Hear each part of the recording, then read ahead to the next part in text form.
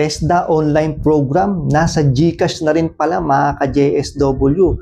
At madali lang natin mahanap kung nasaan ba yung TESDA online program sa GCash app. Yan, pagka-open nyo po ng inyong GCash mga ka-JSW, sa may bandang gitna ng inyong screen ay makikita nyo po yung Explore the app.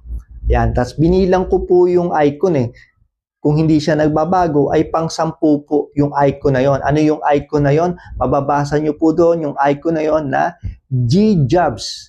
At ang kanyang icon na logo ay parang folder siya na meron siyang magnifying glass. Ayan, pagka kinlik nyo po yon, yung GJobs ay pakakapasok na po kayo sa system ng GJobs at makikita nyo na po doon. I-swipe nyo lang, makikita nyo na po agad yung TESDA online program. Pagka kinlik nyo po yung TESDA online program, ay mariredirect na po kayo agad sa mismong website ng TESDA na makasisigurado tayo na yung website na ating pupuntahan na iTESDA ay legit po na mismong website ng TESDA para tayo ay makapag-enroll ng course.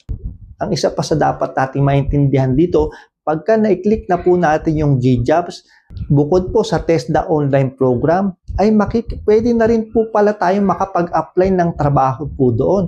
Pwede rin tayo makapag-refer ng trabaho sa ibang mga tao. O malay nyo mga ka-JSW, dito nyo na makita yung forever na trabaho po ninyo.